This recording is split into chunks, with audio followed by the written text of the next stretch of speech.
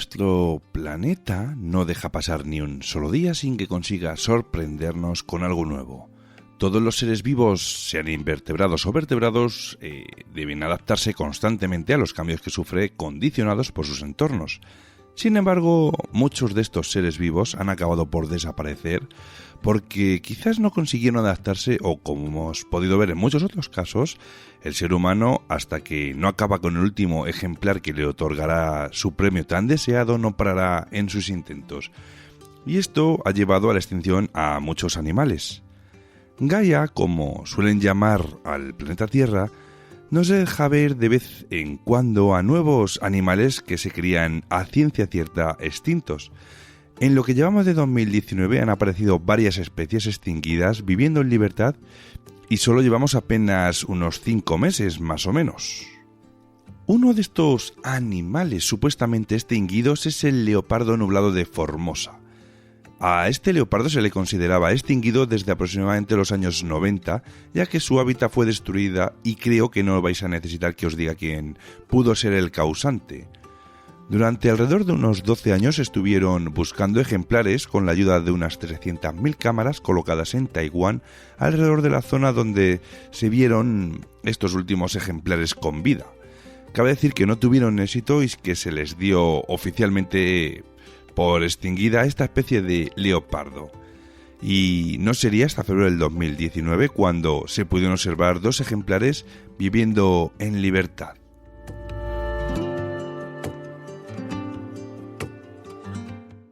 En este mismo mes de febrero del 2019 descubrieron también unos ejemplares de la abeja gigante de Wallace, una especie también considerada extinta desde hace algo más de unos 40 años. Fue redescubierta en las islas Molucca mientras unas personas buscaban nidos de termitas. Se toparon con un agujero más grande de lo normal e intentaron sacar al animal que allí se escondía. Entonces fue cuando se encontraron con esta abeja gigante de Wallace, que por cierto, el nombre de Wallace lo recibe por parte de su descubridor, Alfred Russel Wallace.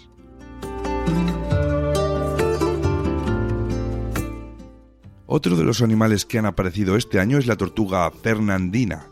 Recibe este nombre porque solo se han encontrado estos ejemplares en las islas volcánicas de las Galápagos, concretamente en las islas Fernandina. Es una especie de tortuga gigante que se creía extinta hace más de 100 años. Estas tortugas fueron cazadas hasta su extinción, o al menos eso se creía hasta este año. Solo se han encontrado un ejemplar hembra y no se ha encontrado ningún otro tipo de ejemplar más con vida de este tipo de tortuga. Todo esto ha sido una breve introducción a lo que a continuación os voy a contar. Quiero que entendáis que los animales que estudia la rama de la criptozoología bien pueden ser verdaderos o pueden ser producto de unas leyendas. Si escuchamos testimonios sobre un animal al que jamás hayamos visto con nuestros propios ojos, no significa a ciencia cierta que no exista. Es más, os voy a hablar de varias personas con nombres y apellidos que compartieron sus testimonios sobre los avistamientos con unos peculiares animales. Vamos a desplazarnos hasta Perú, donde los pobladores de sus extensas selvas han transmitido de boca en boca la leyenda de un monstruo bastante grande y al que temen más que a la propia muerte. Le llaman la Yucamama, que en español significa madre del agua. Esta criatura es un enorme reptil al que incluso aprendieron a rendirle culto los lugareños. Estos aseguraban haber visto a esta enorme serpiente cerca de la desembocadura del río Amazonas y también en la gran llanura de Yaniracocha. Su cabeza, según las leyendas, mide cerca de 2 metros de ancho y de largo llega hasta los 50 metros. Ya sabemos que con las medidas normalmente se exagera un poco. Aún así, con que solo mida la mitad de estas medidas que han dado, estaríamos ante una serpiente igualmente grande.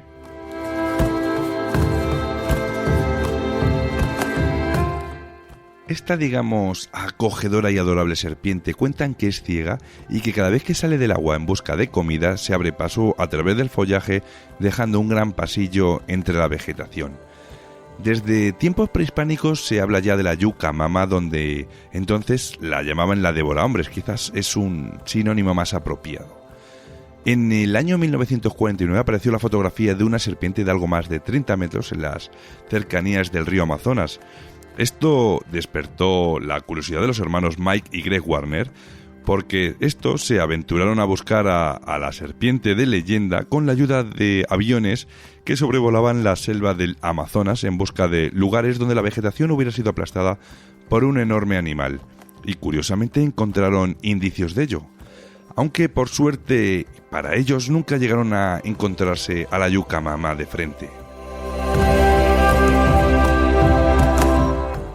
Mientras buscaba información sobre la yuca mama, encontré vídeos muy cercanos a nuestra época de reporteros locales donde aparecían testigos jurando haberla visto comer personas.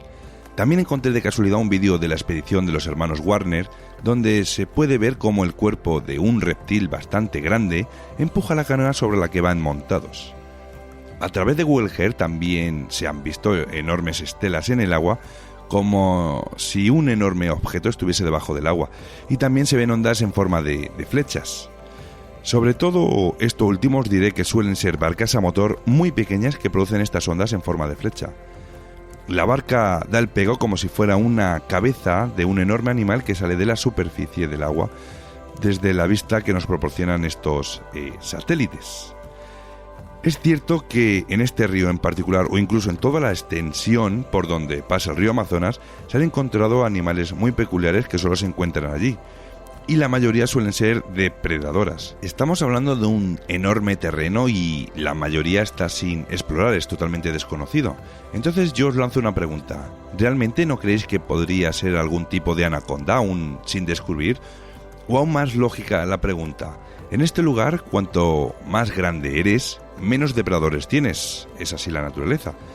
¿Y si fuera una serpiente muy longeva y que al no tener depredadores naturales ha crecido hasta un tamaño desproporcionado? Bueno, también existe el gigantismo dentro de los animales, no solamente en las personas. Solo depende de hasta dónde estemos dispuestos a imaginar con todas las posibilidades que tenemos disponibles encima de la mesa sobre estos lugares tan desconocidos, por lo menos para el hombre.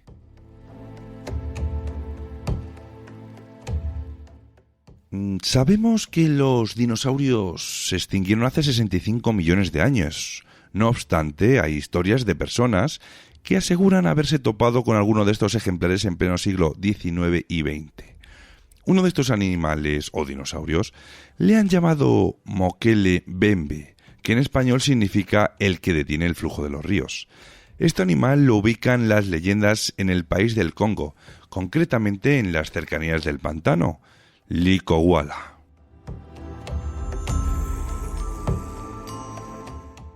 Mokele Bembe es temido por su ferocidad a la hora de defenderse si se siente atacado.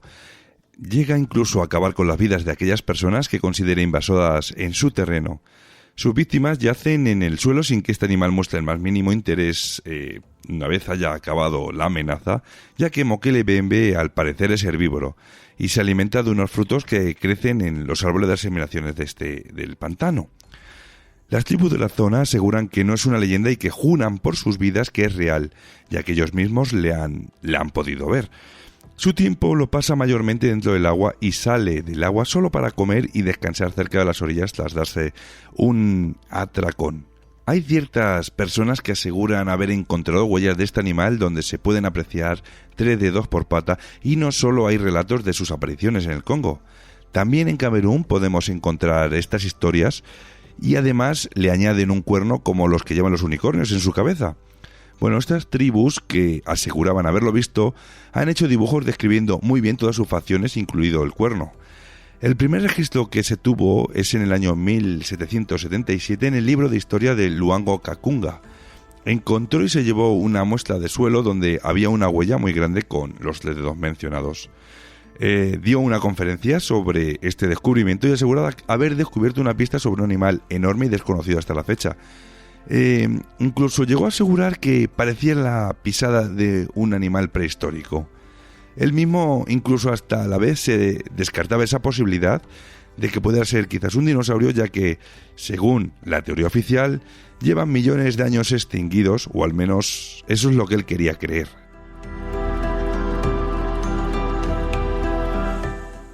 Ya en el año 1909, el alemán Karl Hagenbeck escribió una autobiografía llamada Hombres y Bestias. Escribió sobre una criatura que vivía en África que era mitad dragón y mitad elefante. También añadió que se alimentaba de hipopótamos. Fijaros hasta dónde llegan las leyendas. Luego, más tarde, en 1929, motivados por el aumento de los reportes de una bestia reptil avistada en África, el Instituto de Smithsonian hizo su propia investigación para intentar ver qué es lo que estaba pasando realmente allí. Las personas responsables de aquella investigación eran Loren Coleman y Patrick Jones. Allí encontraron extrañas evidencias en la orilla de los ríos de algún animal que para ellos era totalmente desconocido, e incluso llegaron a poder escuchar rugidos que jamás antes habían escuchado. Unos pocos años después, en 1932, el zoólogo especializado en criptozoología, Ivan T. Sanderson, se interesó por el caso e inició su propia investigación. Exploró gran parte de África en busca de Mokele Bembe, y cuando llegó al río Mainju, situado en Camerún, divisó a un animal de grandes dimensiones saliendo de una cueva cercana al río, emitiendo un ruido ensordecedor para terminar metiéndose en el agua. Los nativos que le acompañaban en aquella travesía no dejaban de gritar «Mokele Bembe, Mokele Bembe». En el año 1976 apareció una fotografía de un tal Rindel, donde de nuevo se podía observar una huella con 3 dedos. Unos años más tarde, en 1976, el herpetólogo James H. Powell viajó a la zona de Gabón con el único interés de estudiar a los cocodrilos, y una vez allí se despertó su curiosidad con las historias que los indígenas le iban contando sobre un enorme reptil. Le comentaban que la criatura se alimentaba de lianas tal y como lo había relatado el capitán von Stein medio siglo antes.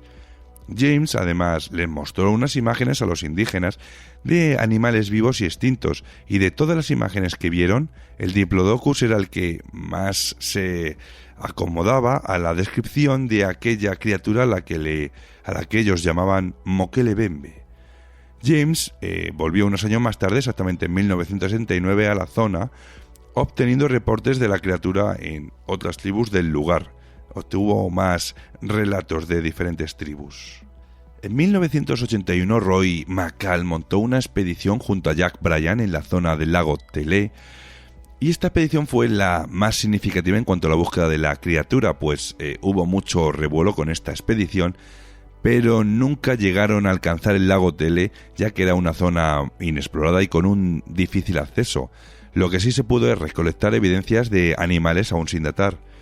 Mientras viajaban por un río, escucharon un enorme chapoteo que el explorador y criptozoólogo James Richard Greenwell describió como una enorme ola proveniente de un banco de arena cercano. Greenwell aseguró que este movimiento en el agua fue causado por un objeto animado que nada tenía que ver ni con un cocodrilo ni con un hipopótamo.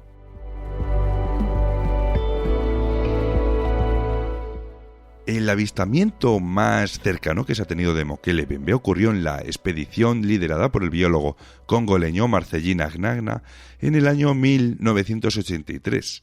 Marcellin relató que vio a la supuesta criatura durante un lapso de 20 minutos a una distancia demasiado cercana.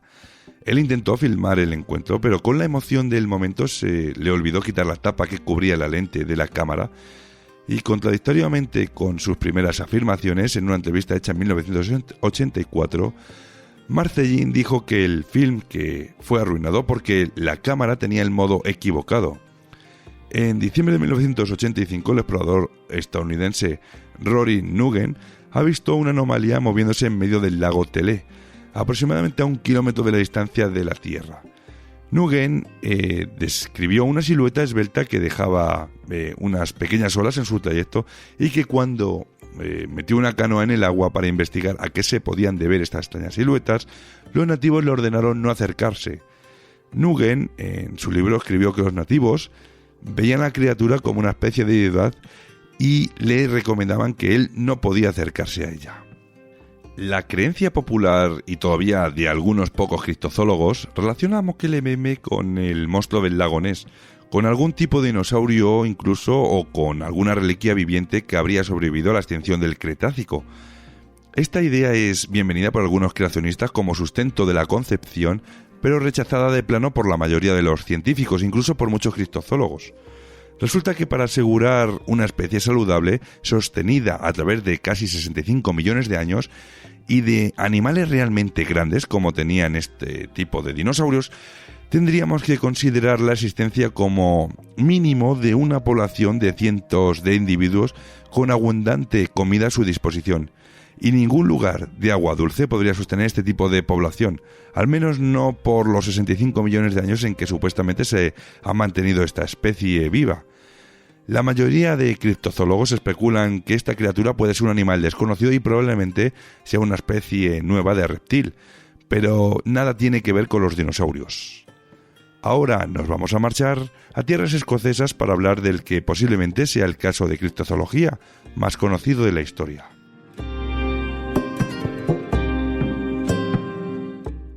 Creo que puedo decir con total certeza que cuando escuchamos la palabra lago Ness, lo primero que se nos viene a la cabeza es el nombre de Nessie. Así es como han llamado, de forma un tanto afectiva, a la criatura que aseguran cientos de testigos haber visto nadando en las aguas heladas de este gran lago escocés. La primera referencia sobre Nessie, que aunque todavía no la llamaban de esa forma, está en un texto del año 565. En este texto habla del encuentro de un santo de nombre San Columba que presencia el ataque de un monstruo intentando devorar a un hombre. Cuenta que este santo intervino deteniendo el ataque y salvándole la vida a aquel pobre desgraciado. Se cree que aquí es donde pudo nacer la leyenda del monstruo del lago Ness.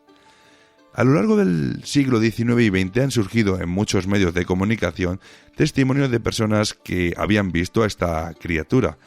Casi todos coincidían que tenía cierta similitud a un dinosaurio ya extinto, el plesiosaurio. También hay una minoría que creen que puede tratarse de una enorme serpiente marina. Ambas criaturas, según las imágenes que han aportado estos testigos, pueden encajar perfectamente en las descripciones, ya que siempre se ve una cabeza acompañada de un fino y largo cuello, y al contrario que las criaturas que os he contado hasta hace unos minutos, de Nessie tenemos tantas fotografías que podríamos hacer perfectamente un book. Muchas de estas fotografías son completamente falsas, ya que consisten en unos montajes muy mal hechos, donde crean un maniquí de esta criatura y que en la mayoría de las ocasiones, acaban en la orilla varadas.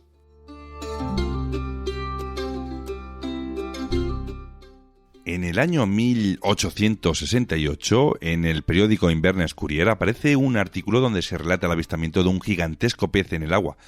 Más tarde, en el año 1930, con el artículo publicado en el periódico Northern Chronicles, empieza a coger fuerza la historia de Nessie con el relato de dos pescadores.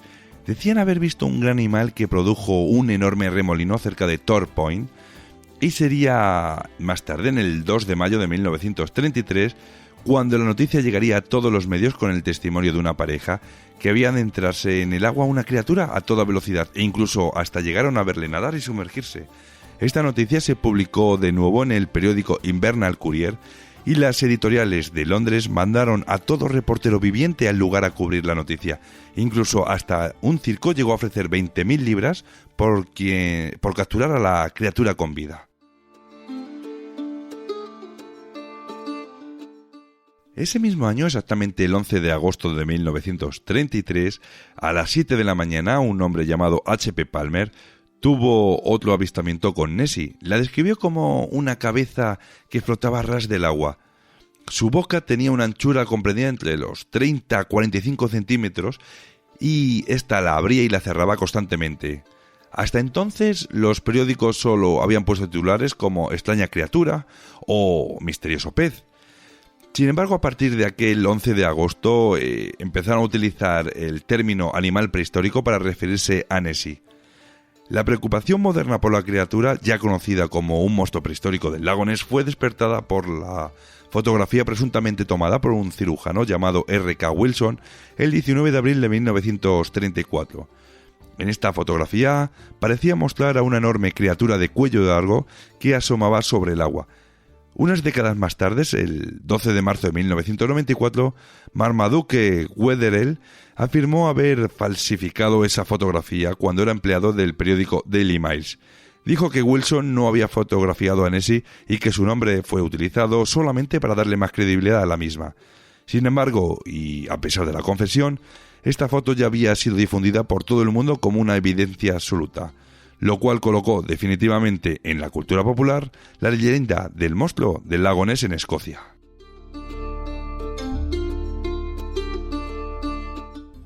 Pasaron los años y parecía que el tema ya se había olvidado, pero sin embargo en el año 1972 un abogado llamado Robert Raines, junto con un equipo de especialistas, tomaron fotografías de las profundidades de estas aguas oscuras y consiguieron fotografiar lo que parece una gran aleta muy similar a la de un plesiosaurio. Los medios tomaron la fotografía como un engaño y consiguieron que poco a poco la imagen fuera perdiendo credibilidad. Hasta el año 2014 ya no se ha vuelto a hablar más de Nessie, por lo menos no se han encontrado ningún tipo de fotografía, evidencia ni relato de nadie, y esto fue gracias a la tecnología satélite que usan para cartografiar mapas como Apple Maps. Un joven de 26 años, mientras miraba desde su teléfono del lago Ness a vista de satélite, encontró una gran anomalía con la forma de un objeto bastante grande dotado de aletas. Los expertos aseguraban que se trataba de un error de fotografía o quizás podía ser una pequeña embarcación. En esta foto yo descarto sinceramente la opción de la embarcación, ya que una embarcación no tiene aletas. Yo creo que es más un montaje o un error en la fotografía, o quizás pueda ser otro de estos famosos maniquíes de los que os he hablado antes. De todas maneras, también ha caído en el olvido esta noticia y hasta hoy ya no se ha vuelto a hablar ni mencionar nada en los grandes medios, ya que no han querido darle más bombo al tema. Sí, sin embargo, sí he encontrado ciertos científicos que aseguran que el lago está conectado con el mar mediante grandes túneles subterráneos y que puede haberse escondido en ellos mientras se ha mapeado cada centímetro del lago con tecnología de georradar. Esta operación se ha repetido en diferentes estaciones, épocas, años, y no se ha obtenido ningún tipo de éxito, con lo cual de estar esta criatura ahí tampoco podríamos saber si realmente se ha escondido en estos túneles o no. No sé hasta dónde es inteligente este animal, pero bueno, lo que sí que es cierto es que este curioso animal, sea real o sea invención de algunos, pues tiene un club de fan en internet que ya quisiéramos muchos. Estamos hablando de que puede contar con cerca de, me parece que eran 50-60 mil fans, para que veáis. Y es un animal que se supone que es una fantasía. ¿Hasta dónde llegamos?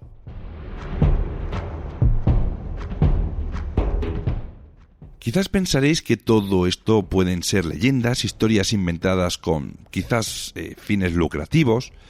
E incluso os puedo decir que alucinaciones que hayan podido tener cientos de personas sobre un mismo tema.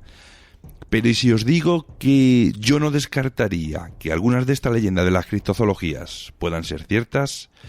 ¿Qué me diríais? Es decir, yo no descarto la posibilidad de que algunos de estos animales extintos hace miles de años, billones de años, puedan estar entre nosotros perfectamente. Y os digo esto, ¿sabéis por qué? Porque algunos grupos de científicos han jugado, y nunca mejor dicho, con ser Dios. Han intentado devolver a la vida animales extintos desde hace miles de años. Y si la propia naturaleza ha sido quien ha apartado esos animales, será por algo. Nosotros creo que no deberíamos de intervenir en ello. Y el caso más actual del que os estoy hablando ahora, por ejemplo, es un grupo de científicos japoneses que han descubierto un método de extracción celular de los ejemplares de mamut encontrados congelados en Siberia. Más concretamente, Akira Iritani, jefe de este grupo, asegura que en tan solo 5 años, y estamos en 2019, nacerá el primer clon de mamut. Mediante la genética implantarán en una elefanta un embrión con genes de mamut con un alto porcentaje de éxito. También en la misma zona de Siberia encontraron una especie prehistórica de caballo Lenskaya con apenas 2 semanas de vida. Este ejemplar llevaba ya congelado 42.170 años. Ya se han puesto manos a la obra y un equipo de científicos ruso-surcoreanos están intentando conseguir un clon y creen que la raza más adecuada para llevar el embrión es la del caballo coreano. Pues en otras ocasiones ya han tenido éxito con esta raza a la hora de clonar. Y por si no os lo creéis, todo esto ha sido publicado en el portal Siberian Times. Y otra cosita que os quería añadir también es que no os vayáis a pensar que esto de la clonación de animales extintos es cosa del siglo XXI. No sé si conoceréis un animal llamado uro que apareció hace 2 millones de años en Asia Central y desde allí colonizó toda la estepa de euroasiática y el norte también de África. Era un tipo de toro más grande que los que tenemos hoy en día y llegaba a pesar hasta los 1.800 kilos. Era muy agresivo y poseía una fuerza descomunal. Fijaros cómo sería de bravo este animal, que el propio Julio César lo describía como un animal algo un poquito más pequeño más bien que un elefante. La variedad de uro salvaje que más tiempo ha sobrevivido fue el uro europeo y desapareció hace apenas 400 años. Se cree que el último ejemplar murió en los bosques Haptorów de Polonia en el año 1627.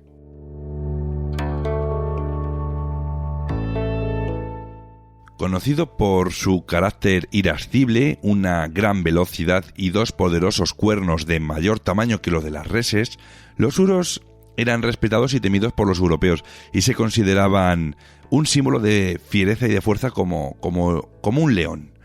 Quizás por esta razón Adolf Hitler comenzó a interesarse por la especie perdida, que en algún momento aseguraba que rondaba los bosques de la Alemania cuando consideraba que la raza aria, según Adolf Hitler, era un pura. Los hermanos Hein y Ludwig comenzaron a trabajar con el único objetivo de conseguir resucitar a esta especie de uro perdida, aunque muchos le tomaron como locos y nadie les creía. Esto fue en el año 1920, cuando el nazismo aún estaba lejos de alcanzar su poder en la entonces destruida República Alemana. La idea de los hermanos Heck era muy sencilla. Tenían acceso a una serie de descripciones de la criatura y se sabía que su extinción había sido muy reciente. En los tiempos en que el uro salvaje pastó con el ganado doméstico, era lógico que hubiera cruces entre ambas variedades. Muchos de los genes del uro salvaje corrían por las venas del ganado moderno y solo había que seleccionarlos y asegurarse de que fueran heredados por la siguiente generación. Usando este sistema de cruce y cría, los hermanos comenzaron a ver los primeros resultados. Sin embargo, no fue hasta 1932 cuando Hein y Lutz obtuvieron su primer ejemplar con un alto porcentaje con genes de uro.